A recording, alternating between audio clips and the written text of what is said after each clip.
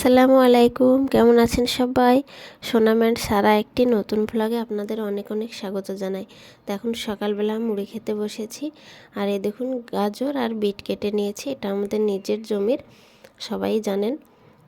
তো খাওয়া দাওয়া করে রান্নায় বসবো। আর এখানে রান্না করার জন্য আজকে নিয়েছি আমি 4টে লাল পোখরাজ আলু, এটি রান্না করব। তো এটি রান্না করার জন্য একটু পদ্ধতি আলাদা। সেটি হলো যে এই আলুটি আপনি এমনি সাধারণ আলুর মতো রান্না করলে এটির স্বাদ অতটা বেশি পাওয়া যায় না। তো এটিকে রান্না করার জন্য করতে হবে কি, আপনাকে এটি ধুয়ে নিতে হবে, তারপর কেটে তারপরে একটুখানি তেল দিয়ে ভেজে নিতে হবে, যেরকমটি বিরিয়ানিতে আলু দেওয়া হয় ঠিক সেই রকম।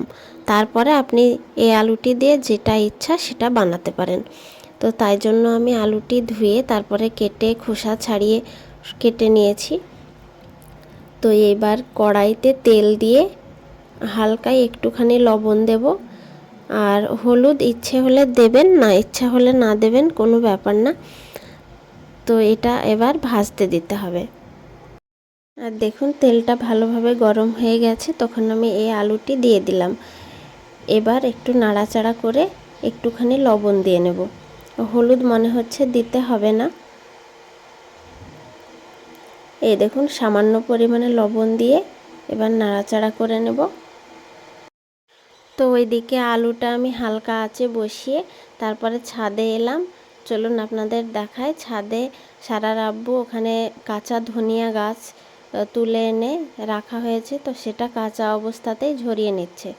তো সেটাই আপনাদের দেখায়। ওই দেখুন, তো একটা পিঁড়ি চাইছিল, তো পিঁড়িটা হাতে করে আনলাম। আর আমার কোলে ইভাও আছে। আর এইভাবে এই ধনিয়া এখানে ঝেড়ে নিলে এটা ওই যে গায়ে একটা করে কাঠি লেগে থাকে, সেটা আর থাকে না। তো শুকনো অবস্থায় ঝাড়লে অসুবিধা হয় কি, ওই ঝাড়ার সময় অনেকটা দূরে ছিটকে চলে যায় আর ওই কাঠিগুলো থেকে যায়। তো সেই জন্য কাঁচা অবস্থায় ঝেড়ে তারপরেও শুকানো যায়, কোনো অসুবিধা নাই। তো সেই জন্যই ওইভাবে ঝেড়ে নিচ্ছে। তো এইটা আমাদের মশলাতেও কাজে লাগবে সারা বছর, আবার বীজ কিছুটা রাখাও যাবে সামনেবার আবার ছেটানোর জন্য। আর এই দেখুন ইভা নেমে গেছে ওর আব্বুর সঙ্গে, এখন আর কাজ করতে দেবে না মনে হয়। আর ওইদিকে আমি এবার নিচে যাব, আমার ওইদিকে আলুটা বসানো আছে। আর আলুটা হালকা আঁচে বসিয়ে দিয়ে গিয়েছিলাম। তো এসে দেখছি ও নিজে নিজে সুন্দরভাবে সেদ্ধও হয়ে গেছে, আবার ভাজা ভাজাও হয়ে গেছে। তো উঠিয়ে নেব এবার, তারপরে রান্না করব। তো এইভাবে ভেজে নিয়ে আপনি এবার যেভাবে ইচ্ছা রান্না করতে পারেন, সেটা শুধু আলুও হতে পারে, আবার অন্য কিছুর সঙ্গেও হতে পারে। তো আমি আজকে রান্না করব কালকের একটু মাংস আছে, তো সেটার সঙ্গে। তো সেজন্য মশলা করে নিয়েছি। ওখানে আদা আছে, জিরে দিইনি, আর পেঁয়াজ আছে আর রসুন আছে। তো সেখানে লঙ্কা গুঁড়ো, তারপরে হলুদের গুঁড়ো আর লবণ মিশিয়ে নিলাম। তো এবার তেলে দেব। তো ওই কড়াইয়ে আমি তেলটা দিয়ে এবার মশলাটা কষিয়ে নেব।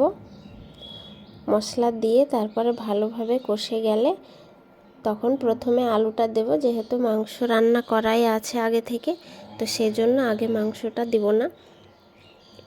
তো এই দেখুন মশলা আমার কষা হয়ে গেছে, তেল ছেড়ে গেছে। তো এবার আমি আলু দিয়ে দিলাম। তো আলু দিয়ে একটু নাড়াচাড়া করে তারপরে মাংস দেব। আর এইভাবে এই আলুটি রান্না করলে এত সুন্দর খেতে হয়, না খেলে সেটা বুঝতেই পারবেন না। তো এবার ওই যে আমার মাংস রান্না করা ছিল সেটা দিয়ে দিলাম। তারপরে এটাকে একটু নাড়াচাড়া করে তারপরে জল দেব। জল দিয়ে ফুটলেই হয়ে যাবে। আর এটা হয়ও খুব তাড়াতাড়ি, তার কারণ যেহেতু আলুটি তেলের মধ্যে সেদ্ধ হয়ে গেছে আর মাংস তো আগে থেকে রান্না করাই আছে, তাই খুব তাড়াতাড়ি হয়ে যায়। তো এবার আমি জল দিয়ে দেব, তাহলে তারপরে ফুটলে একটু কষিয়ে নেব। এইভাবে একটু জল দিয়ে মনে হলো একটু শুকনো শুকনো, তো তাই আমি আবার একটু জল দিয়ে ভালোভাবে কষিয়ে নিলাম। তারপরে জল দিয়ে রান্না করে নেব। তো তরকারিটা আমার সুন্দর করে কষা হয়ে গেছে। এবার এখানে জল দিয়ে দেব। দিয়ে ঢাকা দিয়ে দেব। আর বেশিক্ষণ সময় লাগবে না। তো এই দেখুন এবার জল দিয়ে দিলাম। তো ভিডিওটি আজকে এখানেই শেষ করছি। ভিডিওতে যদি কিছু ভালো লেগে থাকে তাহলে লাইক কমেন্ট শেয়ার করবেন আর আমার চ্যানেলটি সাবস্ক্রাইব করে দেবেন।